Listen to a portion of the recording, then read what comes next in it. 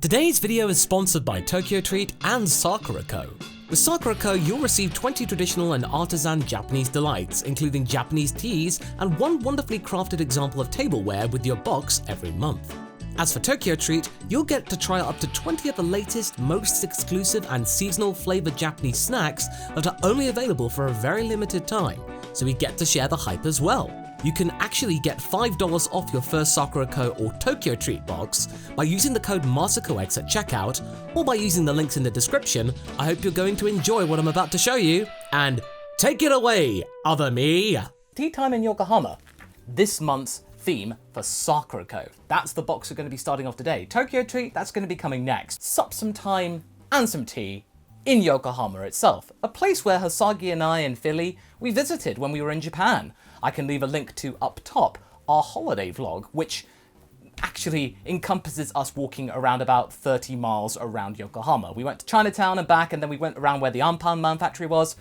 It was a ride. And like I showed you, the information guide that comes with the Tokyotreat and Sakuraco boxes gives you everything that you need to know. The context behind each snack, where it came from, as well as the allergen information, so you know what you can and can't have, or you might want to give to a friend. And I'm sure your friend would very much appreciate it. And the first thing that we have is the temari arare. And arare are these usually kind of soft little crackers right here. So we got this right here. So let's see what the guide has to say. Temari are colourful embroidered balls, usually made from kimono fabric. And this Yokohama-made salad flavour arare uses the resemblance of its packaging.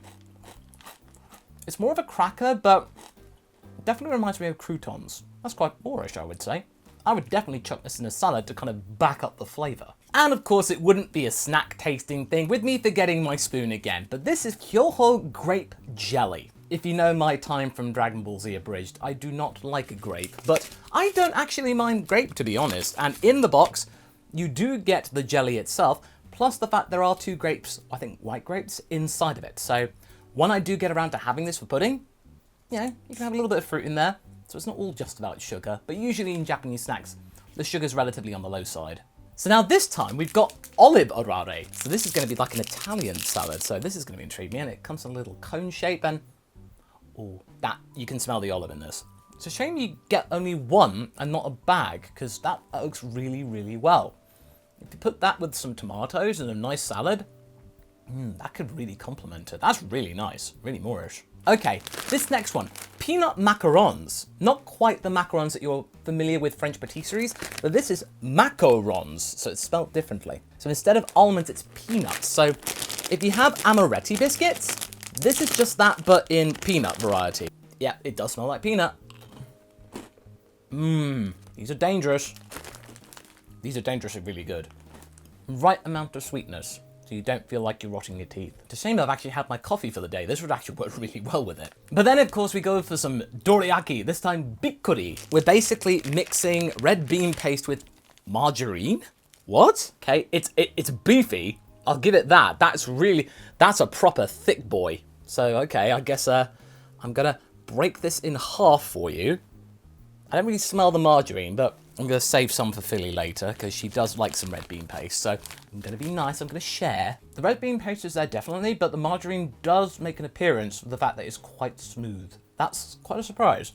I don't know whether I'd get this again, but, you know, it does provide something, just not quite enough for it to be like a wow sort of thing.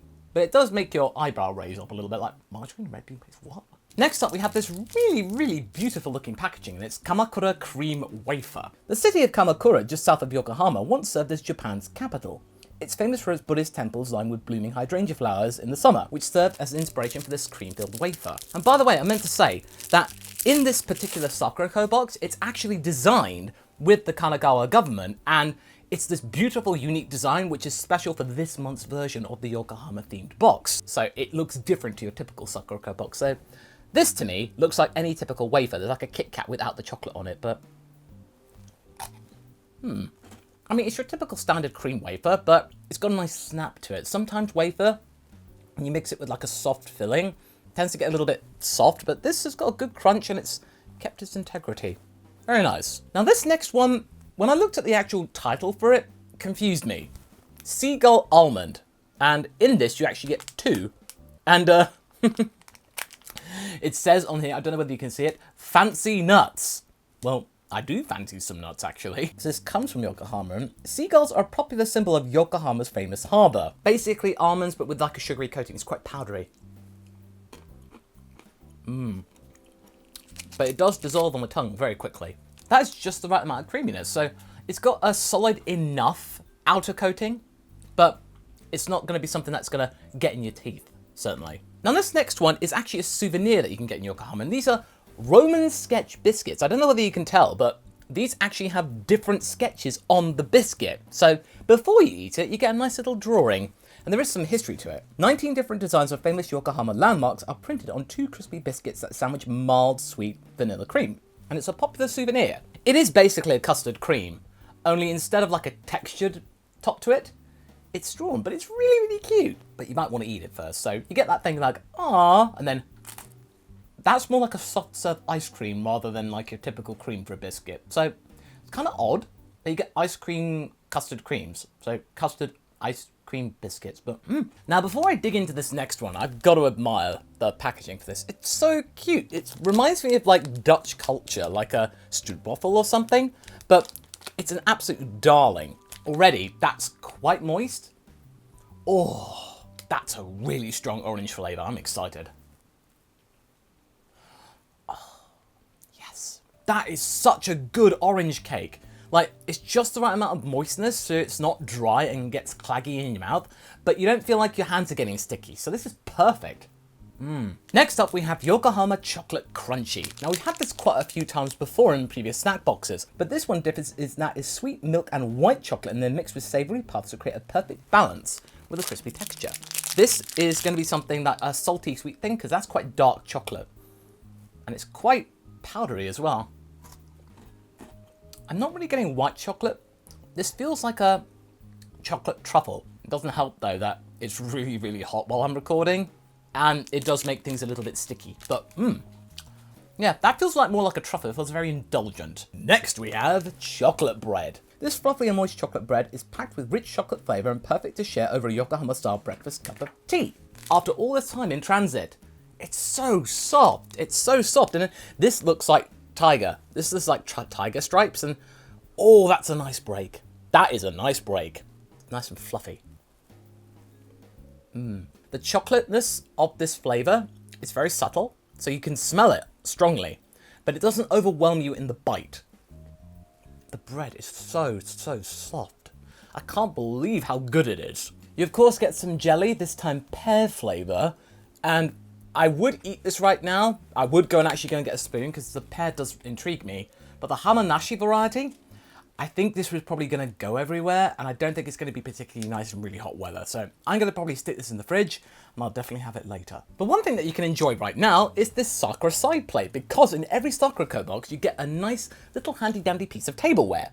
And this one in particular is very, very nice to look at. It's got a nice yellow colour.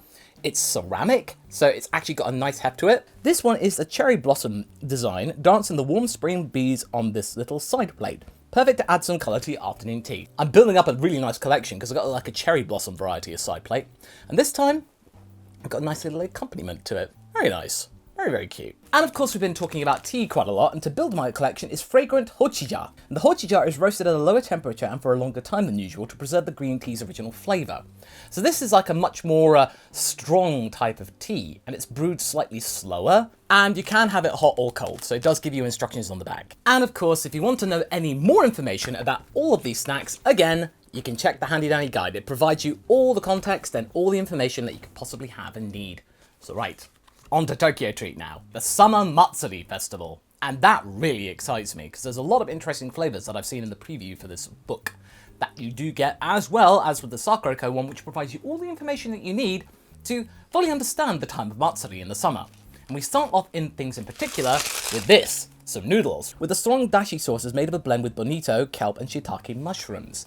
And I do love adding some dashi if I'm ever making gyudon at home. It's really, really good to add that Japanese authentic taste. And I will be definitely having some later. I will go and get a kettle and I will have this as my lunch, or I might save it for when it's a little bit it's a little bit too hot maybe for some hot brew. So maybe when this is the temperature's relaxed a little bit. Now to continue with the yakisoba tradition, you get yakisoba taro. Now I've had this in a previous box. I remember recognizing it because these got everywhere. These got everywhere in particular. So if you look really closely, they're really, really tiny, but they're really, really, really crunchy. And they've got a really nice salty flavor to it as well. But it's essentially like a crispy noodle packet. Once again, I'm very, very much reminded of the strong flavor. Very nice. But this one I definitely have not had before, and this is the Full Moon Pan Salted Cracker. These wheat crackers use natural oils and salts from Okinawa to create a crunchy, salty cracker snack. Now, usually in the rigors of traveling across the world, they do come a bit broken, but it doesn't really matter. You're going to break them up and you're going to have them in bite-sized chunks anyway. It's really a nice soft texture. You don't have to bite too hard to get through to it. And as you can see, I guess it's a half moon now. Now, something that intrigued me is why lemon is so particularly popular at this time of year. And in the book, it does provide you a good idea about what to expect with the Land of the Rising Lemon. And it actually teaches you a lot about the Japanese citrus flavors, not just yuzu, but ryokan and shikuasa. And we can actually get a little bit of a semblance of that with these Setochi lemon salt senbei. These are prawn crackers, but this time, there's not a particularly strong flavor, but this is like lemon salt. Don't expect you to be blown away by these, but these are really, really Moorish. Like, I could easily have the whole bag right now, but I'm going to choose not to. The lemonness comes afterwards, so once you've swallowed it, the aftertaste is very lemony. But when you're actually having it, it's more of the salt. So you get the salt, then the lemon. But if that amount of lemon is not enough for you, you get Fanta Premier Lemon. And ooh, I'm feeling very Premier right now. The bottle is very, very indulgent and a nice little snap. Oh, lemon Fanta is so good. This is basically lemon Fanta you get in the UK. But is it any different in terms of taste? Nope, it's exactly the same. Now, there's not really much else to say. This is lemon Fanta. But I'm not going to say no. Lemon Fanta is my favourite. So, Tokyotreat, cheers to that. Now we move on to Ponkome Rice Bar. These snacks take Japanese rice and turns it into puffs, which are then flavoured with soy sauce, sugar, sea salt, and sweet potato to create a slightly sweet and spicy treat. That to me sounds like a very heroic mixture of flavours, and the flavour is very confusing because it really looks like Rice Krispie squares, but I'm going to try. That is very strange indeed. That's like, you get the soy sauce, that comes first, but then you get like a sweet kick afterwards, and it just sort of makes you question everything. You think, why even is that a thing? But you know that surprisingly works. Wow. That's really, really good. Now this next one is a bit more conventional with Yaokin Fugashi, characterized by its light and crispy texture and the sweetness of molasses and Okinawa brown sugar canes. That reminds me of sticky toffee pudding. Okay, but it's got more of a snappiness to it. Look, it's quite bouncy. Ooh, there's no integrity inside of it at all, but it's got structure to it, but once you bite into it, it's all gone. So it's really airy. This is very light, and it does remind me of treacle tart in some way, but once you've gotten into it, it sort of just melts away. Now, of course, sometimes with these boxes, you get a surprise snack, and this one was really, really good. This is Pantone, and I had this in the matcha-themed box from Sakuraco. Now, these ones I remember adoring. These were like, had a matcha flavor to it, but they were also really sweet, and I'm so glad to have these again. They're just as good as I remember. But the important thing to remember here is that you may not get that, you may get something else from another box, so do keep your eye out for that. Now, another one I had from a previous box is Mini Ramune Candy. These are like ramune, so they're kind of like fizzy sherbet, but in the form of a pill-like thing. So you bite down to it, and you get different flavors of ramune. It's got a nice fizzy texture to it. It's not very long-lasting, but it does the job. Tastes like ramune.